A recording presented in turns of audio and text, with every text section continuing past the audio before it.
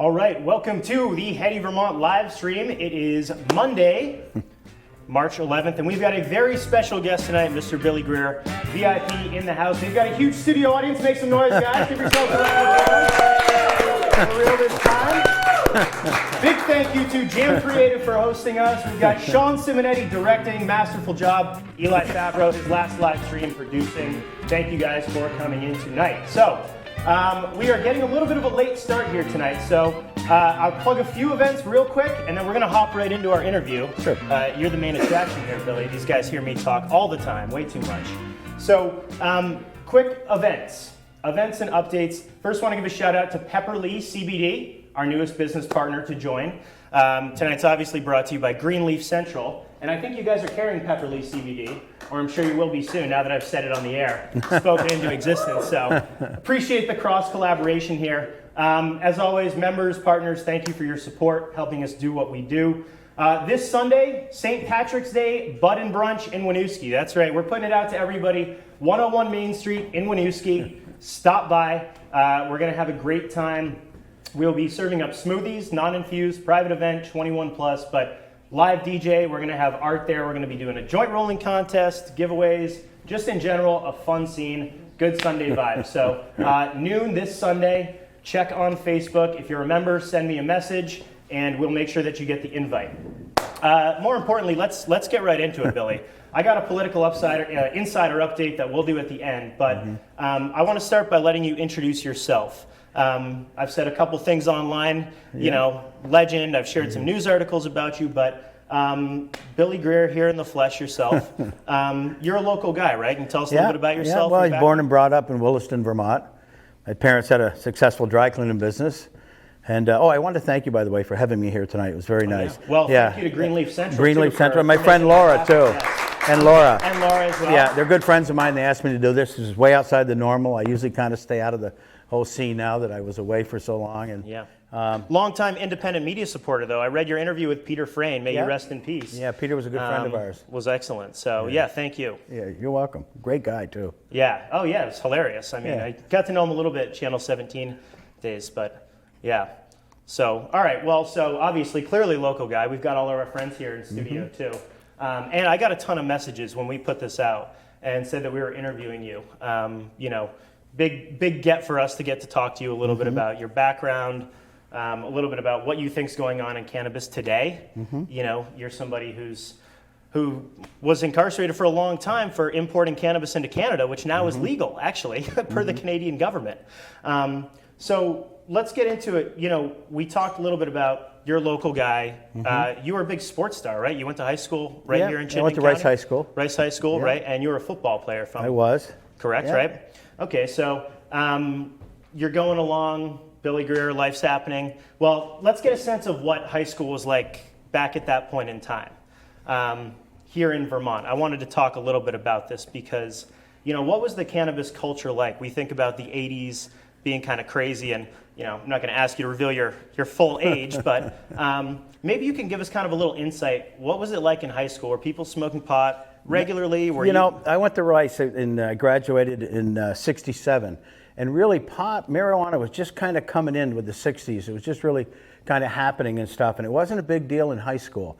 But as soon as I graduated from high school and went into college, I went to Champlain College, then it became really predominant. Everybody was starting to smoke marijuana. And it was becoming more open and more acceptable in society. And it's kind of how the whole thing started out. Yeah, so I mean, Burlington, late 60s, you know, sounds like a pretty wild time and place to be.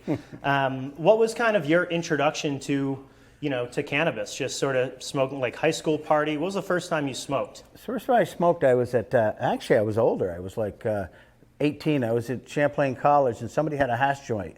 It was the first thing I ever smoked, and I fell in love with hash immediately. A little foreshadowing here, for folks. This will reoccur. Okay. That's where I fell in love with hash. Yeah. But I remember when I got in the business, my brother Freddie got arrested at the airport. Somebody had shipped him some Oaxacan, 4 ounces of Oaxacan from Mexico, and he went to pick it up at the airport, and he got popped at the airport. And he called me and said, "I'm in jail, but I've got like 30 pounds of pot sitting in my apartment. So I called my brother Ricky, and we went and we broke into my brother's apartment and got all the pot out of there in case the cops wanted to come there and raid the place. So we took it out to a farm in Williston, and we dumped it all out, the 30 pounds, and Freddie got out of jail. It was just a citation, and and he was glad that we went up and did that, him and his partner, and they said, wow, that was fantastic. Thanks for doing that, you know, and you guys threw it away. And they said, but that was worth like $6,000 or $7,000. They wrote it off and everything. And my brother Ricky and I looked at each other.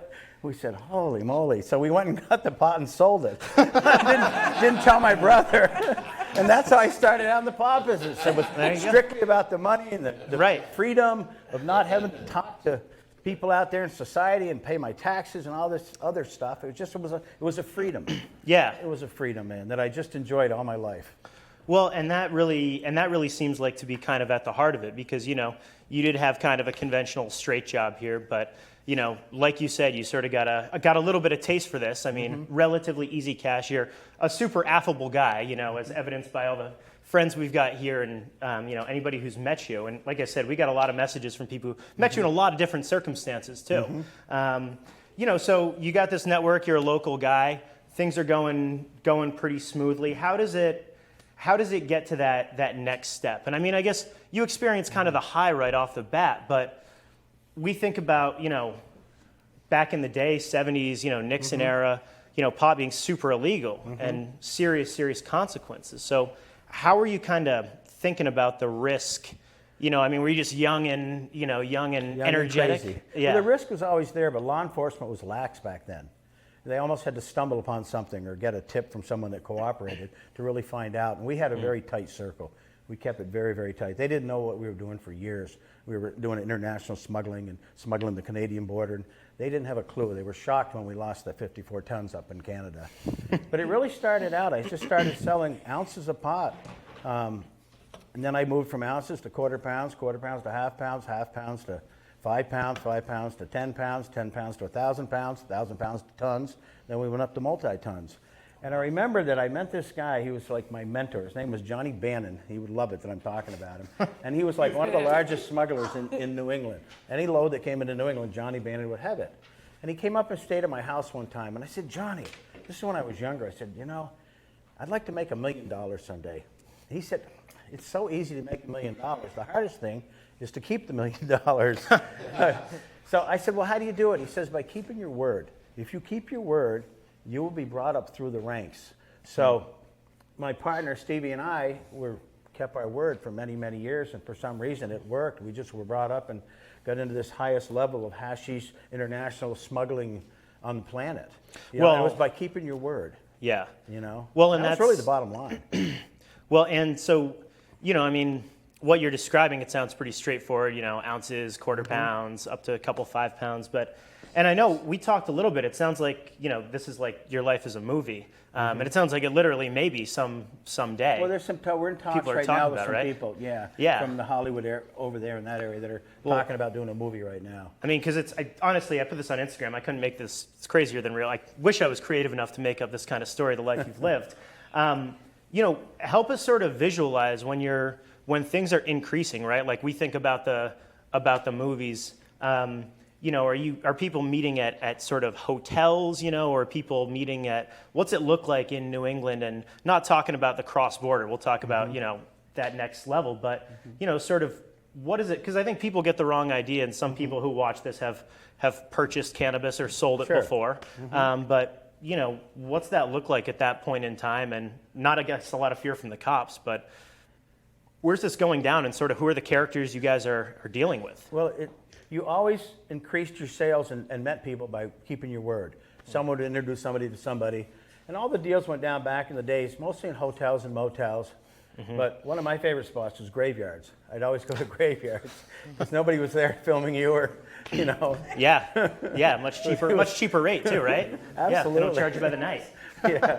So that was always one of the best spots to do some movements back in the days, you know. And nobody ever bothered graveyards. And was most of this stuff, you know, being grown by farmers out in the backwoods of Vermont? Is this shit coming up from? I started out in with Colombian pot back in the 70s, and it was always smuggled from Colombia to the United States.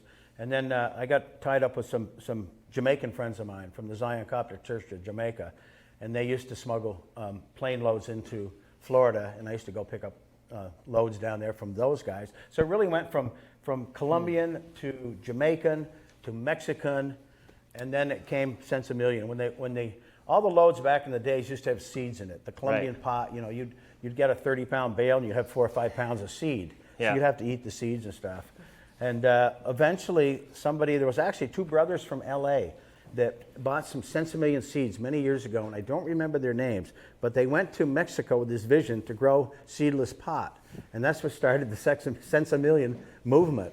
Right. And it just morphed into that. And then Colombian pots nobody wanted it anymore because of the seeds, so they started doing cocaine, and Colombia became a cocaine mecca. And Mexico kind of had to start doing other things because of their city pot, and they started growing the Sensimillion, became very popular. And this is straight out of, I mean, if anybody's seen the show Narcos, the Mexico series kind of chronicles this and like dramatized this in probably a crazy way, but you know, being there when it changed over from, you know, seeded weed to Sensimilla, just immediately, were more people turning on or just having a better time when they were smoking? Was it noticeable quality improvement? Much better. Yeah. Yeah, night and day. Plus the weight of the seeds.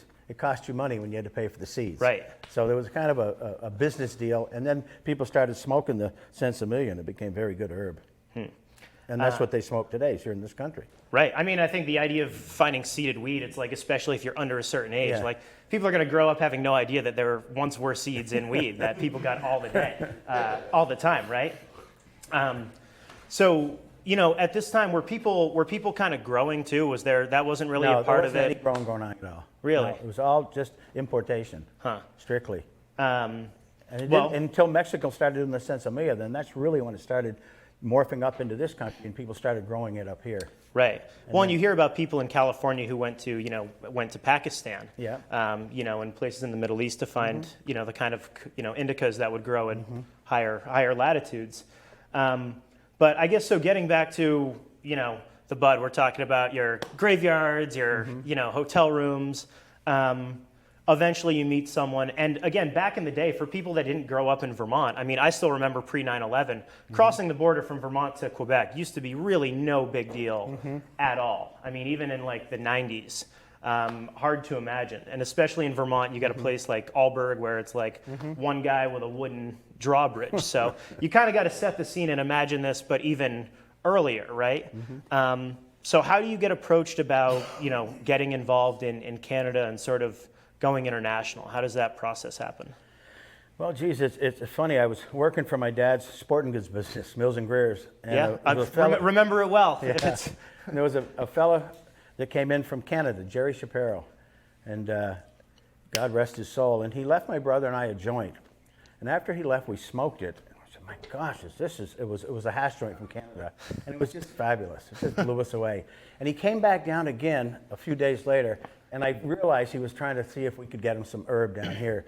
So we started doing some pot business with him, and he would come down in a taxi cab. He would fake that he was a cab driver, so he would rent a taxi cab for the day and come down. He'd stuff the back seat full of pot and start driving it up. And he started getting so big that it was too much pot to put in the car. So I said, you know what? I'll smuggle it for you. So that's how I started smuggling the Canadian border. I just started figuring things out and how to do it. So how much weight are you? You know, you talk about filling up a taxi cab. This like take the seat cushions out and you take the back, you know, put some bales 30, in. 40 pounds in. 30, 40 pounds. 30, 40 pounds.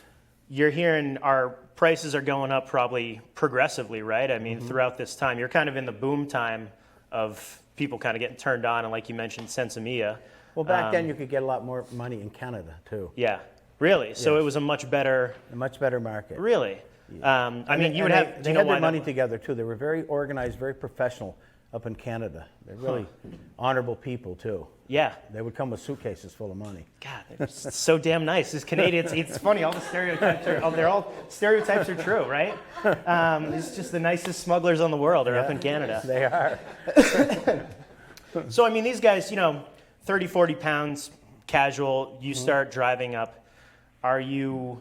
You know, we're not going to give away any trade secrets. Clearly, don't want to spoil the ending. They figured this out eventually, but what were kind of the techniques back then? And were there dogs who are around? I mean, where you just have to vacuum seal, you know, wrap everything up real tight, like? Not really. Not You know, back in those days. it's We were really pretty just, loose. yeah, just have a smile on your face and tell them you're going to a Bruins game. I remember I had a 75 Chevy Blazer, and it had exhaust headers on it. And I used to take asbestos and pack the front of the engine up with the asbestos. And then I would load it full of hash or pot, and I could put 100, 200 pounds in the compartment of the engine compartment. And then I would just wait for the hockey game, or I'd wait for a baseball game, and I'd bring a baseball glove with a Expos baseball shirt. And I'd drive up to the border, and they'd look at you, and they'd go through, pretty much. So that's how it kind of started out.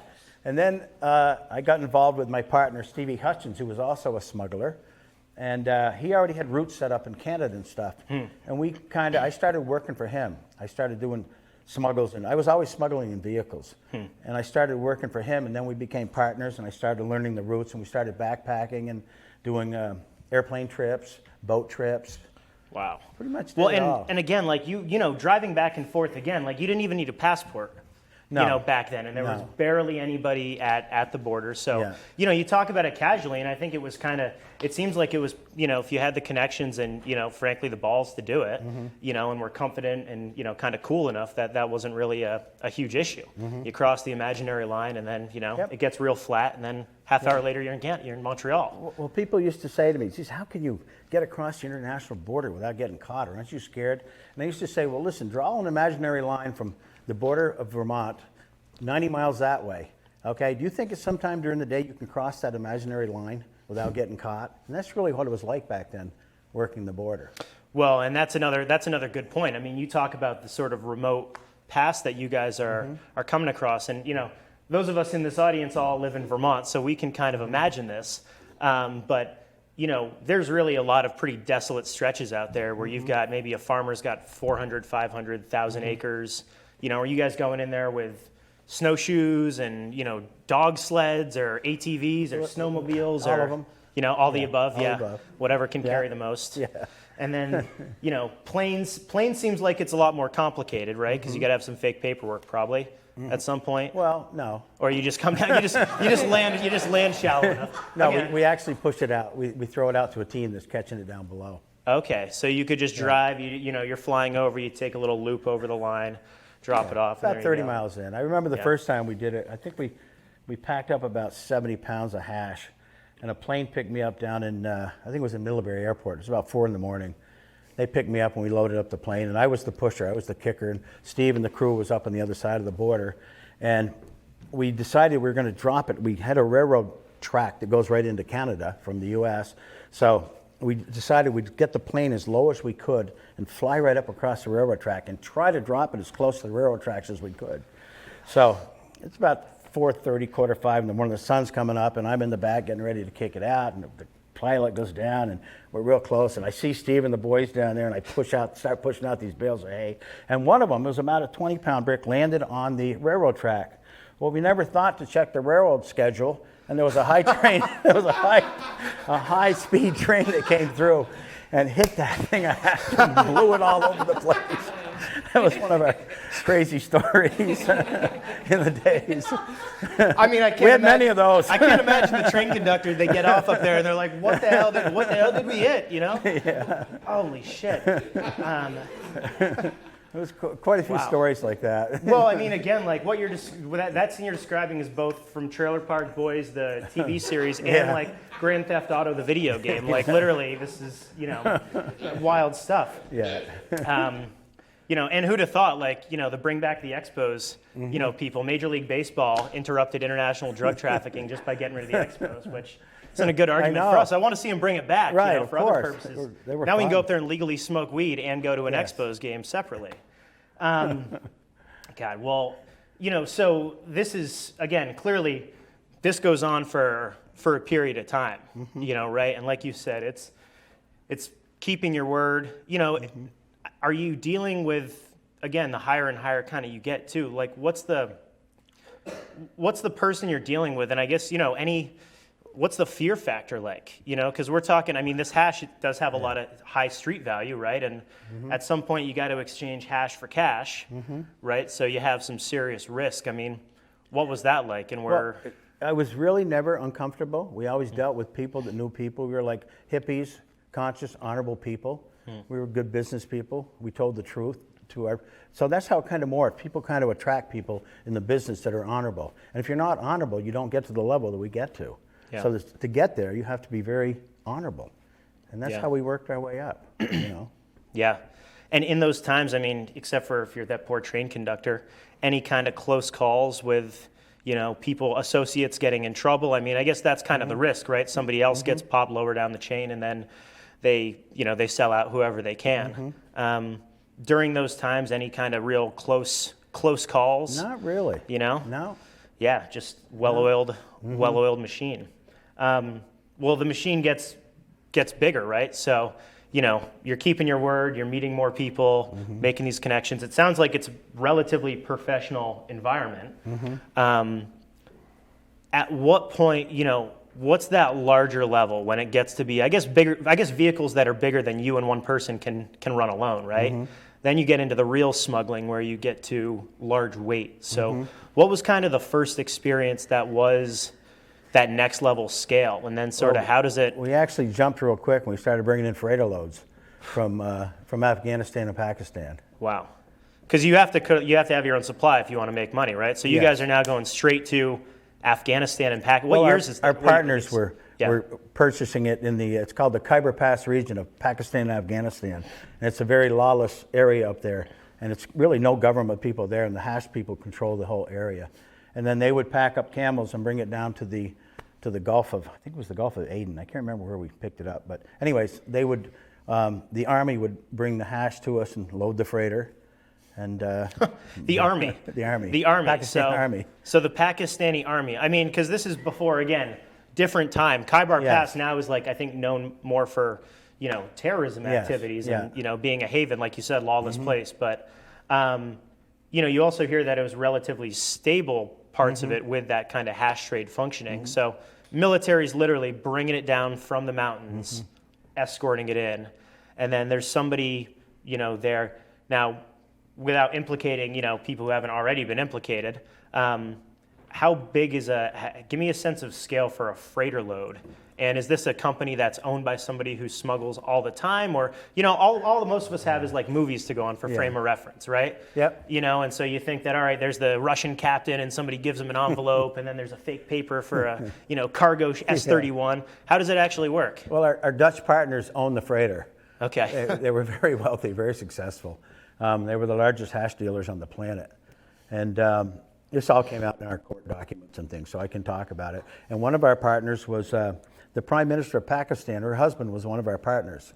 So, and she got assassinated. Benazir Bhutto, I think, right? Yes, yeah. So, and he was a partner, and then he became the Prime Minister of Pakistan after his wife got assassinated. It's wild when you talk about that scale. Well, you have to be, to move it on that level, you have to be involved with the government. You have to be involved in the top rank, the president or someone up there in that rank, to move things out of a country like that. Yeah. And we happened to connect through our Canadian people, and with our Dutch connections, they connected us in, and Steve and I basically were in charge of the offloads. Bring the freighters over, offload it, bring it to a safe place. And so you guys would go meet the boats overseas and travel back with them, or you guys would meet them up? Yes, well, both. In '89, I jumped on a freighter in, where was I then? In Rotterdam, and came over with 34 tons and offloaded that up in the Gulf of St. Lawrence very successfully. Yeah. Now, what does that look like if you're talking freighter in the Gulf of St. Lawrence? Well, it was a big boat. 34 tons. I mean, that's how many shipping containers is that for reference? Well, what we did was, there's 3 major bunkers on a ship for fuel, and we took the middle bunker and emptied it, and then ran pipes from the first bunker through the empty one to the third one, so they still have their fuel for the ship, and then we loaded up the middle bunker with the 34 tons. Through the galley, we drill down through, we jackhammer down through the floor, and fill it all up, and then seal it. And then it sat on the water for 2 years because Saddam Hussein attacked Kuwait.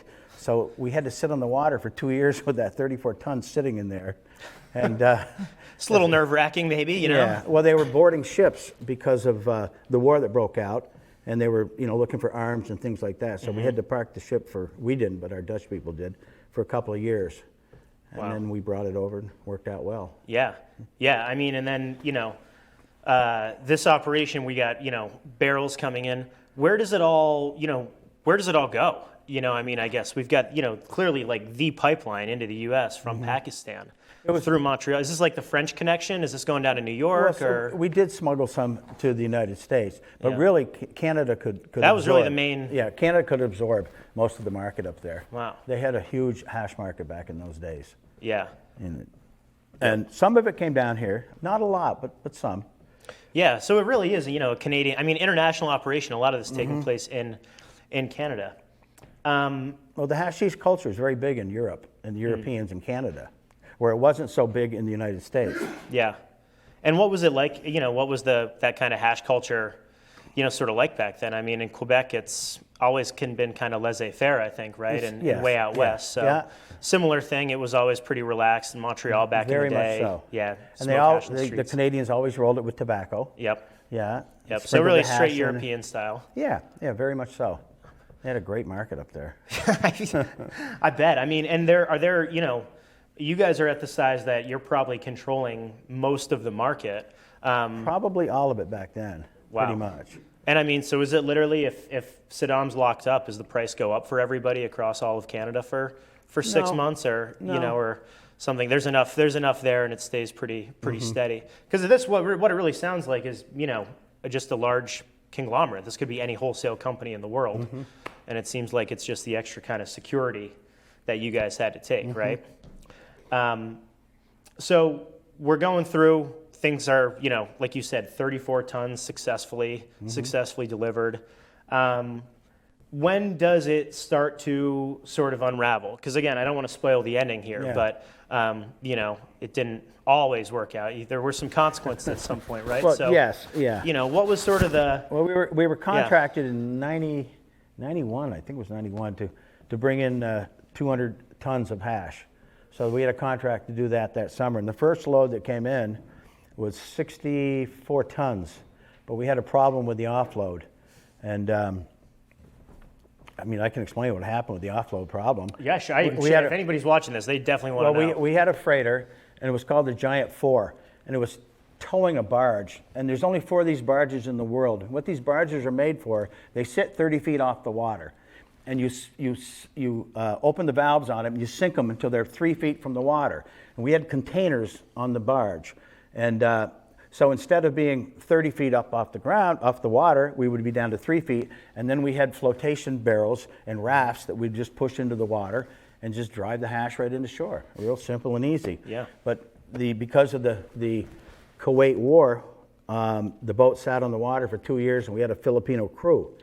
And the engineer, the only one on the ship that knew how to flood the barge to bring it down to get the offload successful, jumped ship. He missed his family. He spent about a year on the water, and nobody told us. We showed up that night. Instead of being 3 feet off the water, the barge was 30 feet off the water. So what they did was they pushed all the barrels that we had tied into flotation barrels and things. We had 7 rafts, and we pushed them into the water.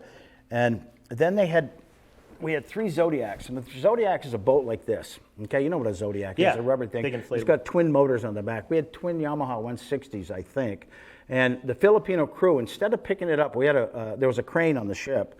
Instead of picking the Zodiac up and taking it and setting it into the water like this, they picked it up by the front of it, and they brought it over the side with the 2 motors, and they dipped it into the salt water. We couldn't start the engines. We just had to leave it there. It was just a bust. Wow. And that's what it was. It was those Zodiacs sitting there. I mean, and I can't imagine the feeling when you get there, you see it 30 feet off the ground. And then when you go to turn that switch, like everybody's done it with their car, but there's not usually like $1 billion worth of hash inside the car, right?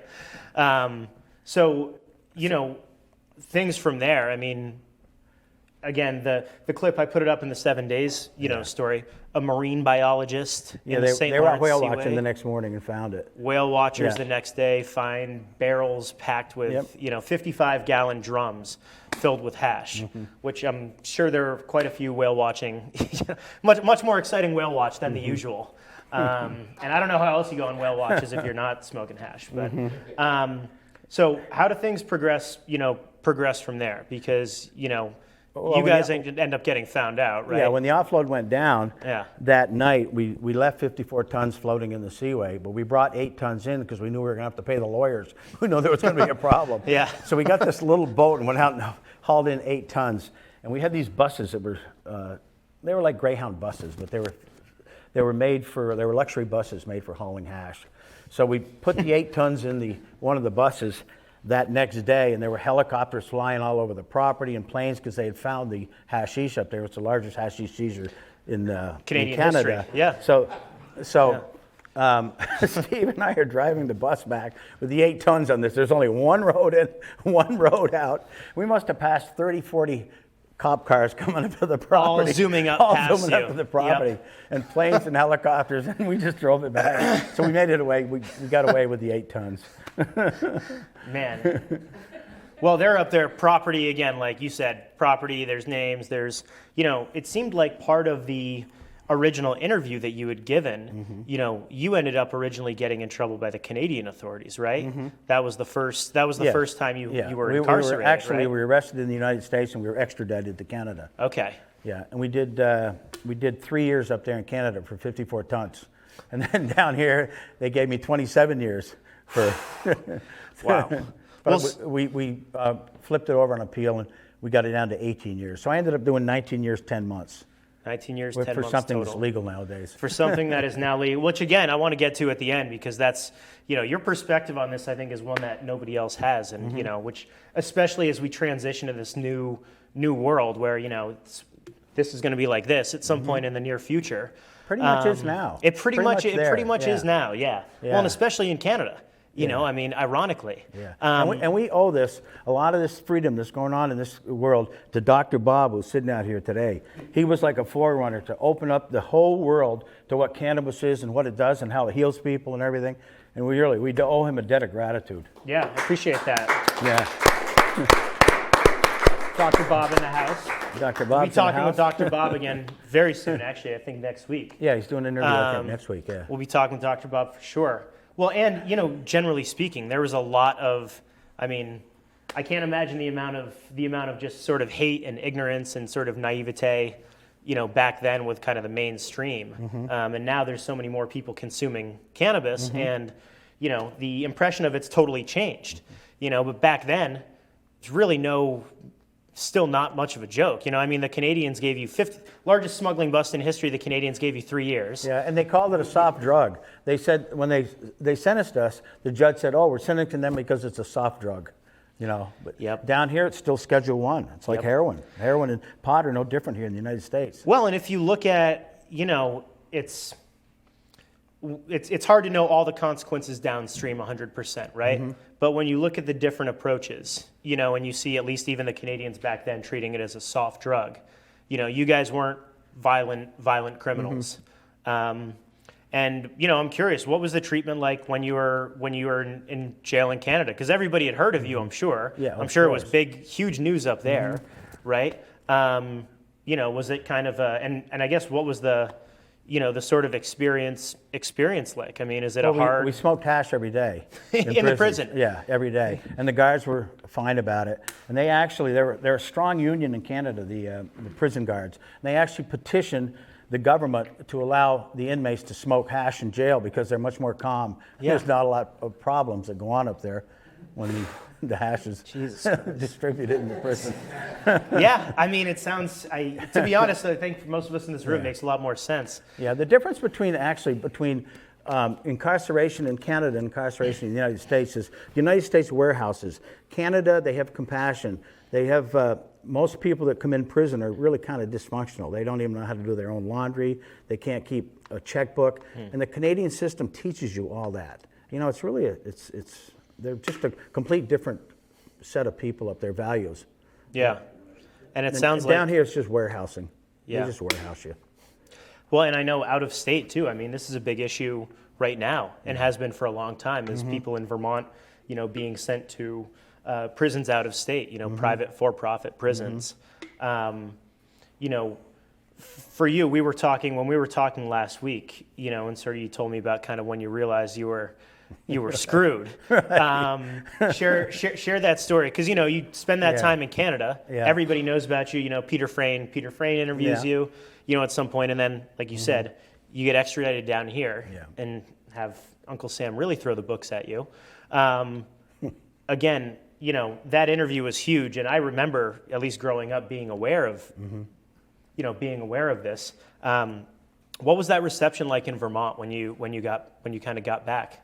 Well, I remember that I was when we first got arrested here in Vermont.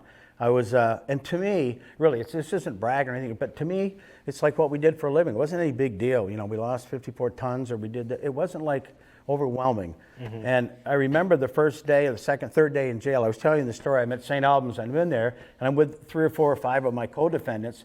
And I noticed there's this younger kid. He keeps looking at me, and I'm walking around the yard out there, and he keeps looking.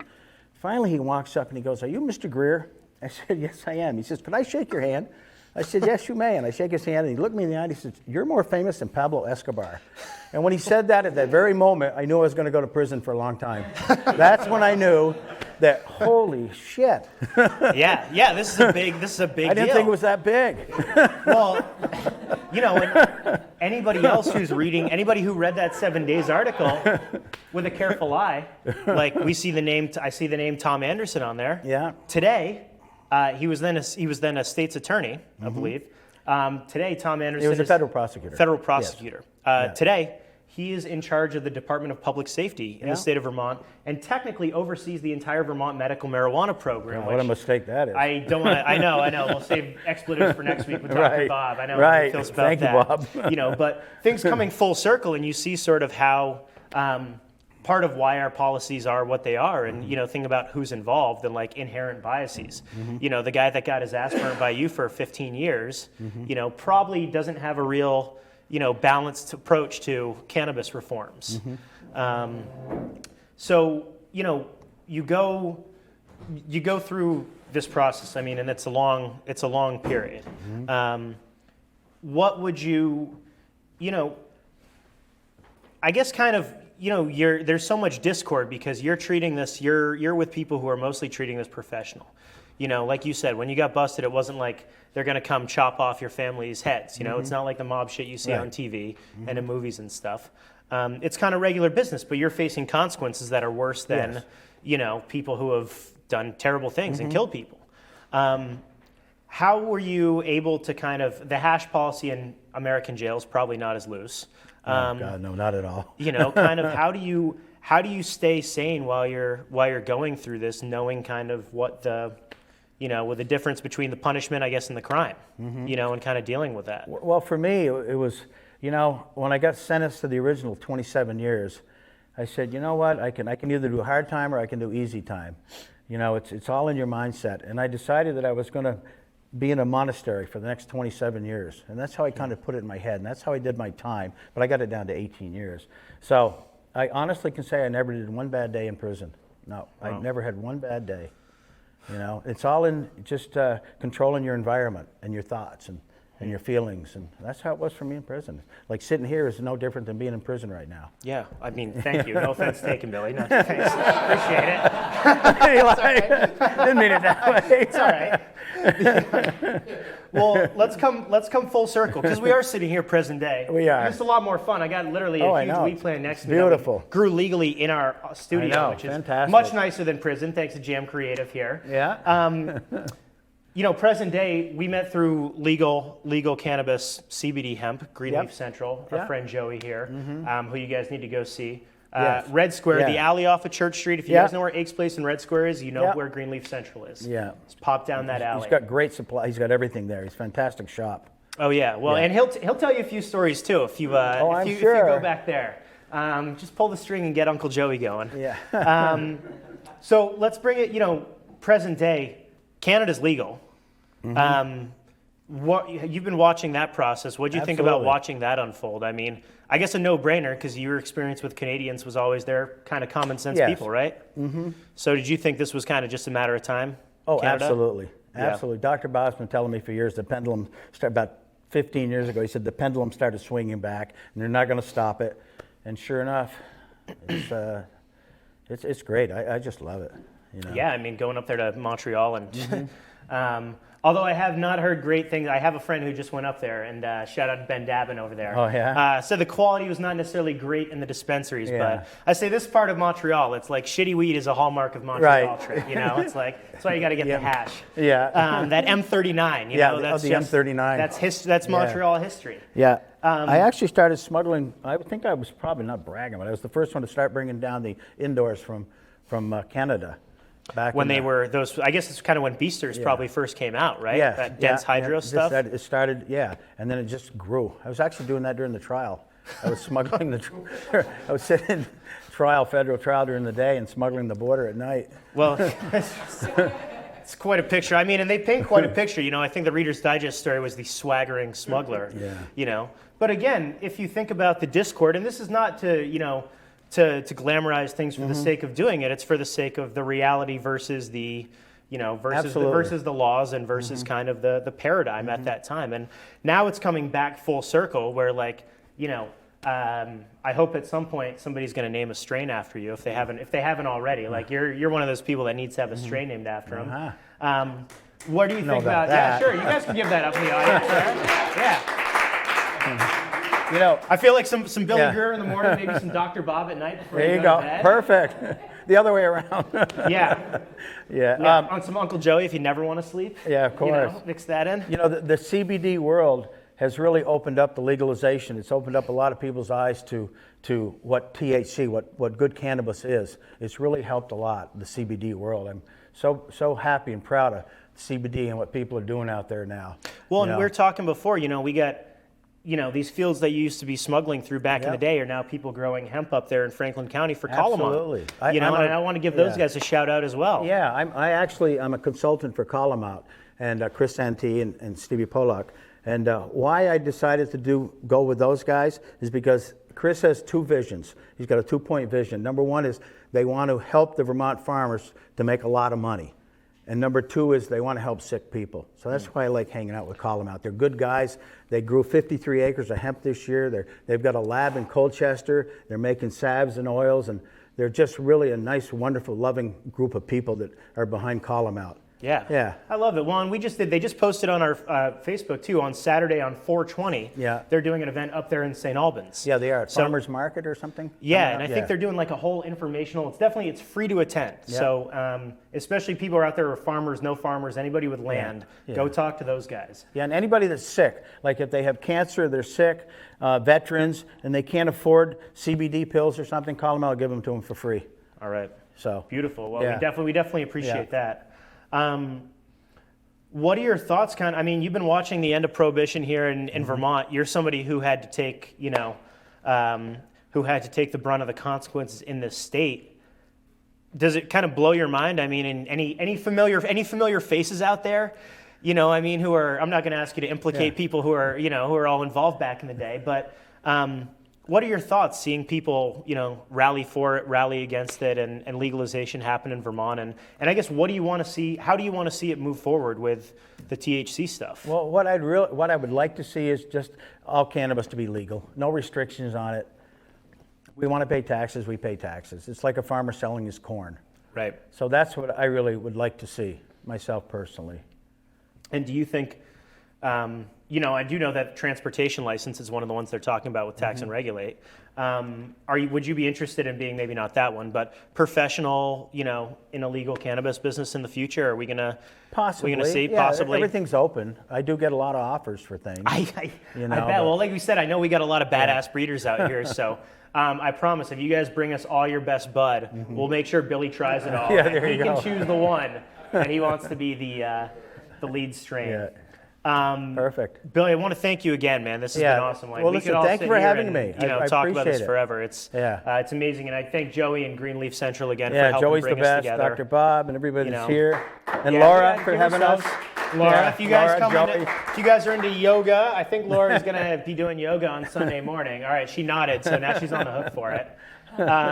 So stay tuned for that St. Patty's Day. Come hang out with all of us in Winooski. We'll have a lot of good people here.